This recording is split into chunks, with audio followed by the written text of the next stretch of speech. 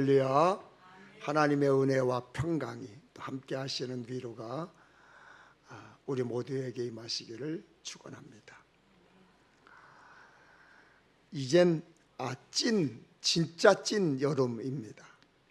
장마가 끝나고 폭염이 계속될 텐데 폭염을 우리가 어찌할 수 없습니다. 기상청 예보는 폭염이 좀 작년처럼 이렇게 길어질 것 같다고 그래요. 지혜롭게 잘 이기십시오. 열사병, 또 탈진, 또 음식 조심하시고 건강하셨으면 좋겠습니다. 아멘. 네. 저는 요즘 누구를 이렇게 만나러 가기 전에 늘 기도하는 것이 있어요. 뭐냐면, 하나님, 준비된 사람을 만나게 하소서, 혀의 말을 조심하게 하소서, 그렇게 기도합니다. 그리고 야고보서 3장 6절 말씀을 늘 묵상합니다. 혀도 곧 불입니다. 혀는 우리 몸 가운데 악의 세계라고 할 수 있습니다. 이것이 몸을 더럽히고 우리 인생의 전 여정에 불을 지르며 나중에는 혀도 불에 의해 살라집니다. 야고보서 3장 6절 쉬운 성경의 말씀이에요. 사도 야고보는 말이 생성해내는 인간의 이기적인 욕망이 불타오르면 그 자신뿐만 아니라 다른 사람들도 불태운다는 거예요. 그만큼 혀가 무섭다는 거죠. 사랑하는 여러분, 혀로 세상의 욕망과 밑바닥 본성을 그대로 드러내지 마십시오. 그 혀는 자신도 다른 사람도 불태운답니다. 예수 믿는 사람은 혀의 말이 성결해야 돼요. 그래야 예수 믿는 사람 표시가 나요. 그 표시가 곧 증거고 간증입니다. 우리 병택엘림교회 공동체는 말을 참 예쁘게 하는 공동체가 되기를 축복합니다. 아멘. 애굽을 탈출한 이스라엘 백성들은 갖은 고생과 역경을 딛고 홍해를 건너서 광야를 거쳐 하나님이 약속한 땅 가나안 땅에 들어갔습니다. 그때 이스라엘 백성들을 이끌었던 지도자는 모세와 여호수아였고 그 뒤를 이어서 사사들이 이스라엘 백성들을 이끌었습니다. 사사는 가나안에 들어가서 왕이 세워지기 전까지 이스라엘 백성들을 지도했던 정치, 군사적 지도자를 사사라고 말합니다. 히브리어로는 쇼펫, 재판한다, 다스린다, 구원한다, 그런 의미를 가지고 있어요. 사사기 5장을 시작하는 것을 보면 이렇게 시작을 해요. 이날에 두보라와 아비노함의 아들 바락이 노래하여 이르되. 여러분, 두보라가 누굽니까? 사사 중 유일하게 여성으로 아비노함의 아들 바락과 함께 이스라엘을 침략했던 가나안 왕 야빈을 막고 민족을 구한 사사였습니다. 그들이 가나안과의 전쟁에서 승리한 후 불렀던 노래가 본문 사사기 5장입니다. 그들은 전쟁을 승리로 이끄신 하나님이 베푸신 구원의 은혜를 감사했고 그 구원의 은혜를 찬양했습니다. 그리고 5장 마지막에는 오늘 우리가 읽은 말씀 마감을 하고 있습니다. 여호와여, 주의 원수들은 다 이와 같이 망하게 하시고 주를 사랑하는 자들은 해가 힘있게 도둠갑게 하시옵소서. 저는 사사기 5장을 읽다가 참 이 노래의 마지막이 참 멋지고 확신하고 간결하다, 이런 마음이 들었어요. 하나님을 대적하는 자의 몰락, 하나님을 사랑하는 자들에게 임하는 축복. 여러분, 우리 인생이 완벽하다고 말할 수 있습니까? 그럴 수 없지요. 그럴 능력과 지혜가 우리에게는 없어요. 그러나 역사의 주관자이신 주님께서 임하시고 동행해 주실 때 우리는 사사기 5장 31절 말씀이 정확하게 일어날 것을 보게 될 것입니다. 그러므로 주를 사랑하고 주의 편에 서며 주의 영적 전쟁을 회피하지 마십시오. 영적 전쟁에서 승리하는 비결은 주님을 회피하는 것이 아니라 동행하는 것입니다. 하나님께서 여러분과 함께 하심을 믿으십니까?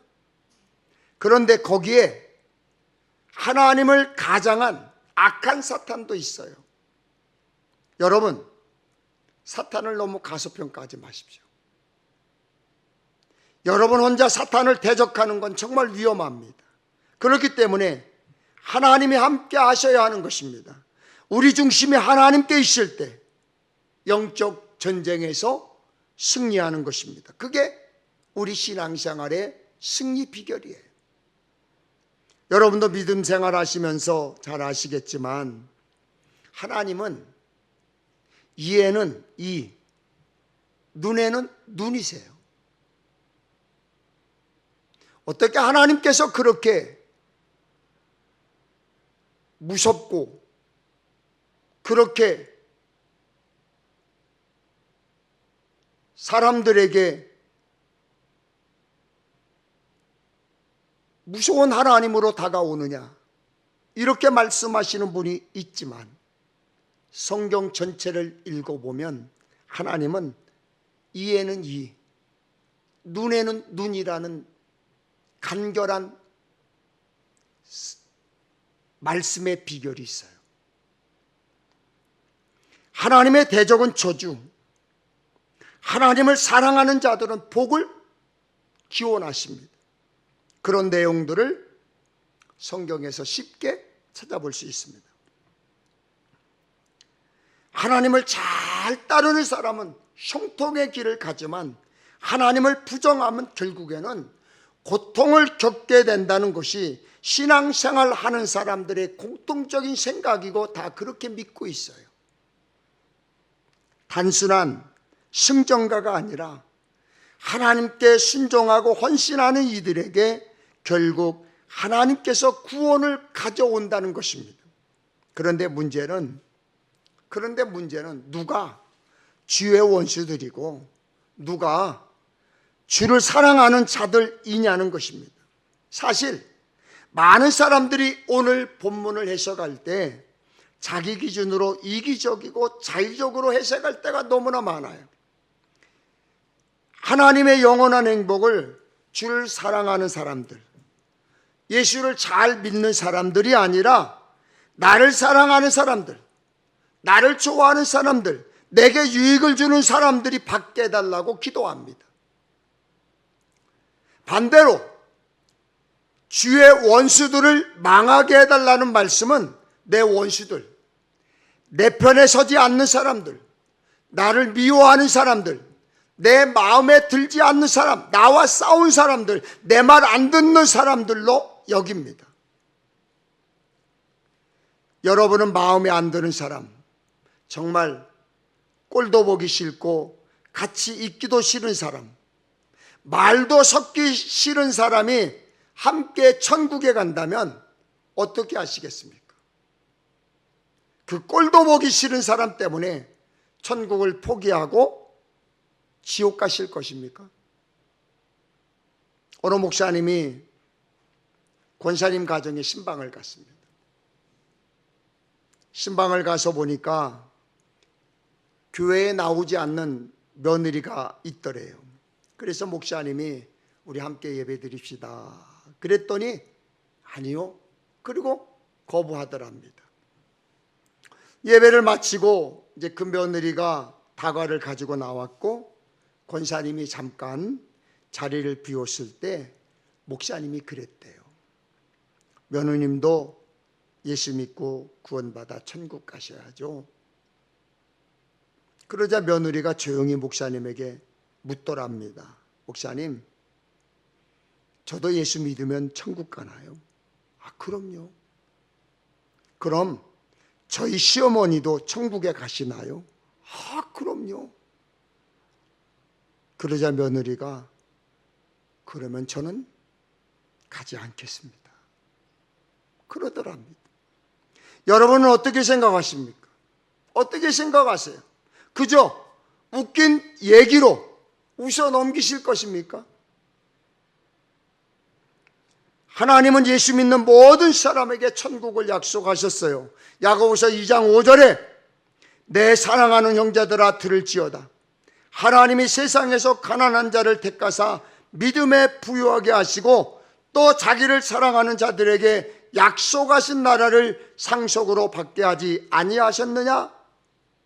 영생을 약속하셨습니다. 요한복음 3장 16절에 하나님이 세상을 이처럼 사랑하사 독생자를 주셨으니 이는 그를 믿는 자마다 멸망하지 않고 영생을 얻게 하려 하심이라.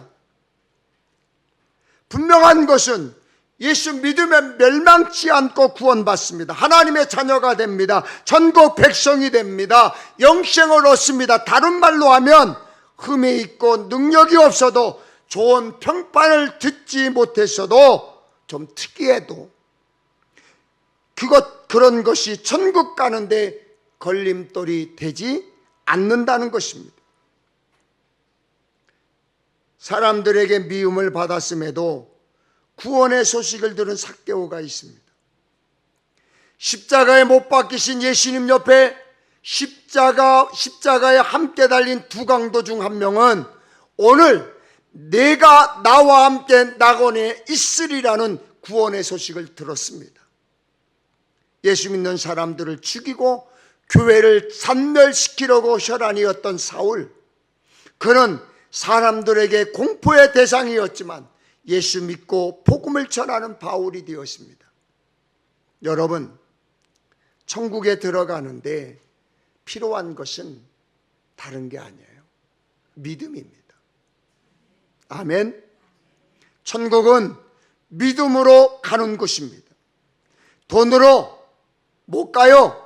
자기심으로 못 가요. 힘, 벼슬, 지식, 가족 때문에 아내 꼬리 잡고 못 가요. 키가 크든 작든 옷을 잘 입든 못 입든 점잖든 특이하든 믿음에 하자가 없는 사람은 천국에 다 갈 것입니다. 우리가 하나님 나라에 가면 어쩌면 나를 어렵게 만들었던 사람, 나를 힘들게 한 사람, 나에게 상처를 주었던 사람, 천국 가면 꼭 안 될 것 같았던 그 사람도 천국에도 만날 수 있을지 몰라요. 그러므로 우리는 신중해야 돼요. 다른 사람을 낮게 평가하고 나는 괜찮은 사람으로 나 중심으로 생각하는 것, 여러분 신앙생활하며 조심해야 돼요. 인터넷에 떠다니는 어떤 사람이 지어낸 재미있는 이야기가 있어요. 그런데 너무 안타까워서 이 말씀을 전하려고 합니다. 어떤 장로님이 천국에 갔답니다. 천국 입구에서 예수님이 장로님을 이제 반갑게 맞이하면서 아직 갈 길이 머니 우리 식사하고 가자. 그러면서 중국집으로 안내하더랍니다. 장로님이 배고픈 채 잘 되었다. 그렇게 생각하는데 메뉴가 없더래요. 알고 보니까 그 중국집은 주는 대로 먹는 집이었어요. 그런데 식당에 가서 앉으니까 저쪽 부통위에 같은 교회에 출석하던 집사 한 분이 먼저 와서 탕수육을 먹고 있더랍니다. 순간 장로님이 머리를 막 굴리는 거예요. 생각하기를, 저 집사는 우리 교회, 나는 장로고 저 사람은 집사였는데 집사가 탕수육을 먹는 거 보니까 나는 더 비싸고 더 맛있는 음식을 먹을 수 있겠구나 하며 기다리고 있는데 짜장면이 나오더랍니다.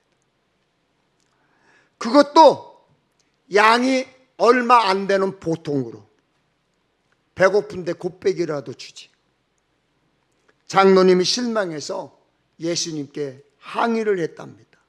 예수님, 저 집사에게는 탕수육을 주고 장로인 나에게는 겨우 짜장면 보통입니까? 그랬더니 예수님이 그 장로님 귀에다 대고 그러더랍니다. 누구누구 장로 그냥 먹어라. 너희 교회 담임 목사 배달 갔어. 그러더랍니다. 여러분, 깨달아지십니까? 왜 예수님이 자기를 낮추는 사람이 천국에서 큰 자라고 말씀하신 것일까요? 자기를 낮추기가, 스스로 낮아지기가 진짜 어렵다는 거예요. 정말 어렵다는 거예요. 하나님의 사람은 큰 일이 아니라 작은 일에 기꺼이 순종하고 헌신하는 것입니다. 작은 순종이 크게 사용될 수 있음도 알아야 하는 것입니다. 우리가 천국에서 영생을 누리기 위해서는 지금 이 세상에서 사람과의 관계도 잘 맺어야 하는 것입니다. 사람이 혼자 살 수 있습니까? 없어요. 왜요? 사람은 사회적 동물이기 때문입니다. 서로 맞춰가며 배려하며 섬기며 살아야 하는데 거기에서 낮아지고 섬기는 것이 그렇게 쉽지 않아요. 요즘 텔레비전 예능 중에 나는 자연인이다 라는 프로그램이 인기예요. 저도 자주 봐요. 그 프로그램을 남자들이 정말 많이 본다고 그래요. 왜요? 남자들의 로망이 그렇게 혼자 자유롭게 살고 싶어하는 이들이 너무나 많답니다. 그런데 여러분, 다른 사람과의 관계를 모두 끊고 여러분 혼자 살 수 있습니까? 없어요. 결코 혼자 살 수 없어요.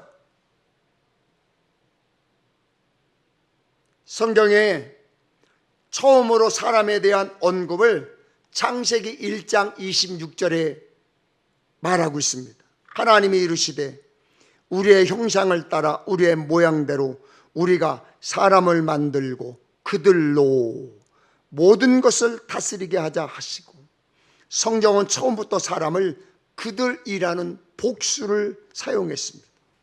사람은 누구도 다른 사람과의 관계를 떼어놓고는 존재할 수 없습니다. 태어날 때 홀로 하늘에서 뚝 떨어졌나요? 아닙니다. 그렇기 때문에 사람들이 행하는 선도, 사람들이 행하는 죄도 다른 사람과의 관계 속에서 되어지는 거예요. 우리의 허물과 죄에 대한 용서는 먼저 하나님께 구해야 돼요.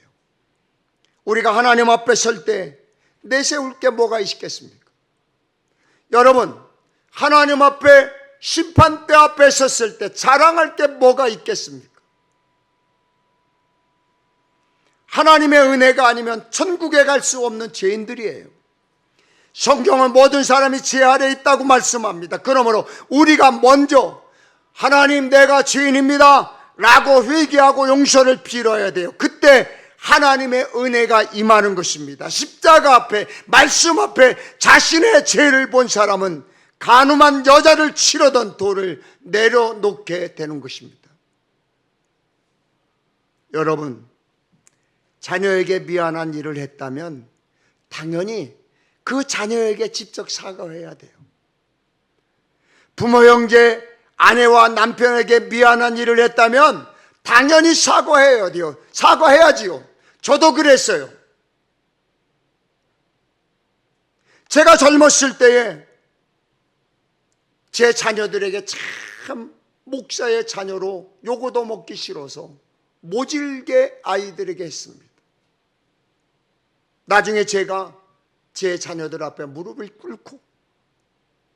꿇고 아빠가 잘못했다. 이제는 그러지 않겠다. 약속을 했어요. 그리고 그 약속을 지켰어요. 하나님은 우리를 만드셨습니다. 우리 삶을 주관하십니다. 우리 아버지이십니다. 그러므로 내 행동의 결과가 주변 사람들에게 피해를 주었다면 우리를 만드시고 다스리시는 하나님께 먼저 용서를 구해야 합니다. 회개해야 합니다. 그리고 내 죄된 행동으로 손해와 피해를 본 사람에게 찾아가서 진실하게 정중하게 용서를 구하고 사과를 해야 하는 것입니다. 예수님은 말씀하셨어요. 마태복음 5장 23절 24절에 그러므로 내가 제단에 제물을 드리려고 하다가 내 형제나 자매가 내게 어떤 원한을 품고 있다는 생각이 나거든 너는 그 제물을 제단 앞에 놓아두고 먼저 가서 내 형제나 자매와 화해하여라. 그런 다음에 돌아와서 제물을 드려라. 예물을 드리지 말라는 이야기가 아니에요. 관계 회복을 먼저 하라는 거예요. 문제 해결부터 하고 드리라는 거예요. 예배하려면 편안한 마음으로 기쁨으로 절하고 받을 수 있게 하라는 거예요. 사실 사람과 사람 사이의 관계가 회복되지 않으면 하나님과의 관계가 회복되는 것도 굉장히 어렵게 됩니다. 그러므로 예수 믿는 사람은 진심으로 예의 바르게 적에 맞게 정중하게 잘못을 고백하며 용서를 구할 줄도 알아야 합니다. 하나님 마음에 합한 예배자는 이 7번을 70번까지라도 참고 용서하며 살아야 하는 사람들입니다. 그러나 용서했다 할지라도 기도했다 할지라도 더 이상 관계 맺고 싶지 않은 사람, 불편한 마음은 있을 수 있어요. 그러면 멀리하는 것 또한 방법이에요. 그래야 피해를 본 적이 편안한 마음으로 살 수 있습니다. 마주치지 않으면 멀리하면 추억으로 남길 수 있습니다. 해를 끼친 쪽도 마찬가지죠. 용서를 받았지만 피해자와 관계를 계속하기는 불편할 수 있어요. 그러므로 나빴던 기억이 떠오르지 않도록 멀리 떨어져 있어 주는 것도 좋은 일입니다. 물론 참된 용서는 잊어야 합니다. 참된 용서는 정말 깨끗하게 잊어야 되는 거예요. 주홍 같을지라도 하나님이 용서하셨던 것처럼 잊어야 되는 것입니다. 그래서 하나님께서도 잊는다고 하셨어요. 내가 그들의 불의를 긍휼히 여기고 그들의 죄를 다시 기억하지 아니하리라. 할렐루야. 그러나 우리가 잊는다면 다 끝납니까? 아니죠. 그렇지가 않죠. 그러므로 하나님이 원하시는 단계로 한 걸음, 한 단계 더 나가야 하는 것입니다. 용서를 영어로 forgive라고 그럽니다. forgive. 용서의 단계를 뛰어넘는 화해는 reconciliation이라고 그럽니다.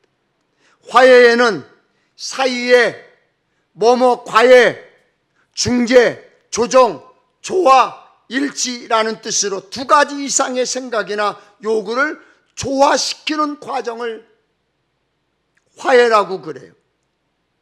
하나님의 형상을 담게 창조되었지만 관점도 가치관도 삶의 환경도 다 다른 사람들이 서로 어우러져 생각이나 요구를 조화시키는 과정이 화해입니다. reconciliation. 하나 되는 것, 손잡는 것, 연결하는 것, 그것을 화해, 회복이라고 말하는 것입니다. 여러분, 천국은 그런 곳입니다. 하나님 나라는 그런 것입니다. 세상에서 실수하고 허물과 죄가 많았어도 예수 믿음으로 구원받아 천국에 가면 이전의 죄와 허물은 다 용서받은 것입니다. 십자가의 보혈로 다 씻김을 받습니다. 하나님과 온전한 화해를 통해 하나님의 자녀로 회복되게 하시고 천국 백성이 되게 하시는 것입니다. 아멘. 할렐루야. 그래서 우리는 다 함께 영생하는 것입니다. 이사야 1장 18절입니다. 여호와께서 말씀하시되 오라 우리가 서로 변론하자. 너희의 죄가 주홍 같을지라도 눈과 같이 휘어질 것이요 지롱같이 붉을지라도 양털같이 희게 되리라. 요한일서 1장 9절에는 만일 우리가 우리 죄를 자백하면 그는 미쁘시고 의로우사 우리 죄를 사하시며 우리를 모든 불의에서 깨끗하게 하실 것이다 라고 말씀했어요. 이렇듯 하나님께서는 회개하는 우리에게 새로움의 기회를 주셨어요. 새롭게 되는 기회를 주셨어요. 그러므로 우리는 늘 감사하며 살아야 돼요. 우리는 늘 찬양하며 살아야 돼요. 예수 믿는 사람으로, 천국 백성으로, 영원히 사는 사람으로 감사하며 살아야 돼요. 하나님의 조건 없는 사랑, 하나님의 조건 없는 은혜. 오늘 본문이 아주 짧은 기도이지만 우리에게 주는 의미가 정말 큽니다. 하나님의 원수들은 망하고 하나님을 사랑하는 사람들은 흥합니다. 주님을 사랑하는 사람은 이른 아침 힘차게 떠오르는 해처럼 됩니다. 참 귀한 기도죠. 힘들고 어려울 때 우리가 함께 하나님께 드릴 기도예요. 그때 그 뒤로 그 땅에는 40년 동안 전쟁 없이 평온했다고 했습니다. 어느 책에 어느 분이 한국 사람은 세계 어느 나라에 가도 한국 사람이라요. 아무리 좋은 음식을 먹어도 며칠 지나면 된장찌개가 생각납니다. 그리고 김치찌개가 생각해요. 아무리 귀한 대접을 받아도 김치가 없으면 허전하고. 한국 사람은 이상하게 표가 난다는 거죠. 그렇죠. 저도 그래요. 그래서 예전에는 안 그랬는데 요즘은 외국에 나갈 때 저 몰래 혼자 마트에 가서 김치 몇 봉지, 김 좀 사고 그리고 가져가요. 우리는 예수 믿음으로 천국 백성, 하늘나라의 시민권자가 되었습니다. 천국 백성으로 살 것을 믿습니다. 그렇다면 우리에게서 천국 백성인 표가 나야 돼요. 냄새가 나야 돼요.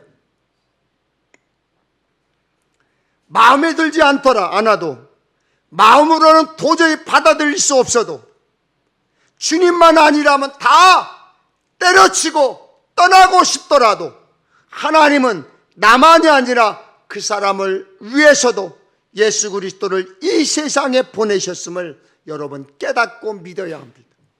그러므로 우리가 해야 될 일이 있어요. 용서를 넘어 용납과 화해와 회복의 길로 가야 돼요. 용서와 화해의 다리를 놓아야 합니다. 내가 다리를 놓아도 상대방이 거부할 수 있어요. 그래도 우리는 기다려야 합니다. 그래도 안 오는 것은 그 사람 책임이에요. 당연히 용서하고 용납하고 회복하는 것 어렵습니다. 우리는 예수님이 아니기 때문에, 예수님을 믿는 사람일 뿐이기 때문에 우리가 힘들어요. 그래도 이를 꽉 다물고 악 다물고 완전히 회복이 이루어지는 천국 길을 같이 가야 돼요. 여러분이나 저나 시간이 많지 않아요. 시간이 많지 않아요. 그날이 도적같이 온다고 그랬어요. 훗날 천국문에 갔을 때 하나님, 나 어려웠어요. 나 힘들었어요. 나 참고 사느라 어려웠고요. 그 원수 같은 놈하고 용서하고 사는 것 정말 힘들었어요. 나 그를 위해 기도하는 것 정말 힘들었어요. 힘들지만 애쓰고 살아왔습니다. 그리고 여기 왔어요 라고 말해야 하지 않겠어요?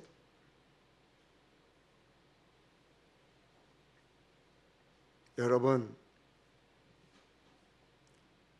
부모, 자식, 형제, 친척 언제까지 원수로 사시렵니까? 언제까지 여러분 방치하고 방관하시렵니까? 불편해서 안 보고 사는 것까지도 좋아요. 그러나 용서해야 돼요. 화해의 다리를 놓으세요. 그 사람이 그 천국의 다리를 건너오지 않는 것 그 사람 책임이에요. 예수 믿으면 천국 갈 텐데, 함께 천국 가야 하는데, 천국에 함께 가야 되는데, 결국 그 사람도 예수 믿는다면 결국 천국에서 함께 살게 될 텐데, 하나님이 원하시는 하나님의 뜻을 따라 사는 믿음의 승리자가 되시기를 주님의 이름으로 축원합니다. 축원합니다.